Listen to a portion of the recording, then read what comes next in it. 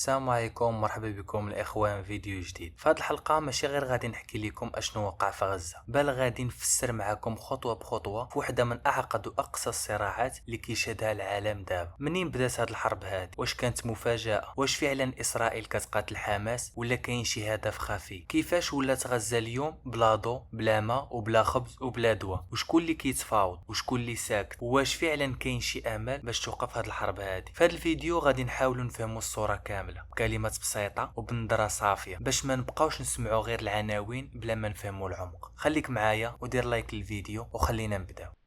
القصة ماشي جديدة علينا، غزة عايشة تحت حصار منذ سنوات، ولكن هادشي كامل بدا نهار 7 أكتوبر 2023 فاش حركة حماس دارت هجوم مفاجئ على إسرائيل. دخلت مجموعة من المقاتلين وسدوا الحدود وضربوا قواعد عسكرية ومستوطنات وقتلوا حوالي 1200 إسرائيلي وخداو تقريبا 250 رهينة. بالنسبة لإسرائيل هادشي كامل كان بحال الزلزال، وردوا عليه بقوة، قصفوا غزة من الجو ومن البحر وعنوا حصار شامل، ما كاين لا ضو لا ماء لا اكل لا دواء، كل شيء قطعوا عليه. ولكن هذا الرد هذا ما كانش نهار ولا جوج، بل خلانا ندخلوا في حرب طويله وضحايا بداو كيتزادوا كل نهار.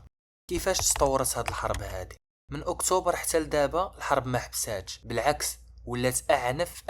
في مارس 2025 اسرائيل دارت عمليه كبيره سماتها القوه والسيف، وهجموا على غزه بشكل غير مسبوق، وحتى بعض المحللين سموها اعنف حمله عسكريه منذ 1948. في نهار واحد مات اكثر من 400 فلسطيني، بزاف منهم اطفال ونساء. والقصف ما كانش غير على مراكز حربيه، كان حتى على كافيهات، مدارس، مستشفيات، كل شيء تضرر. اي حاجه كتخيلها في بالك او اي مبنى كيطيح لك على بالك حتى هو قصفوا مدينة كاملة بحال رفح، واللي كانوا فيها أكثر من 1.5 مليون نازح اللي تفرقات، بناياتهم تدمرات، والناس ولاو ناعسين غير في الزنقة وفي المخيمات وبلا حتى شي حماية. ومع هذا القصف المتواصل بدات كتظهر أزمة أكبر وأخطر، اللي هو الجوع والمرض وقلة الماكلة، أي المجاعة.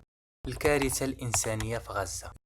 اليوم في غزة الوضع ماشي غير حرب، راها كارثة إنسانية بكل المقاييس. كاينين تقارير دولية كتقول أن أكثر من 60% من البنية التحتية ديال غزة تدمرت، يعني المدارس، مستشفيات، طرقان ومنازل كلهم مهدومين. الأطفال كيعانيوا من الجوع، وبانت حالات ديال سوء التغذية خطيرة. كاينين أكثر من 60 ألف طفل مهدد بالموت بسبب الجوع. الماء ما كاينش، الكهرباء تقطع بشكل دائم، والمساعدات الدولية كتدخل بصعوبة بزاف، وحتى ملي كتدخل كتكون قليله وما كتكفيش. الناس ما بقاتش كتعرف فين تمشي، لا امان لا امل ولا حتى شي حل واضح. وسط هذا الشيء كامل كاين محاولات دوليه باش توقف هذه الكارثه، ولكن حتى المفاوضات ماشي سهله.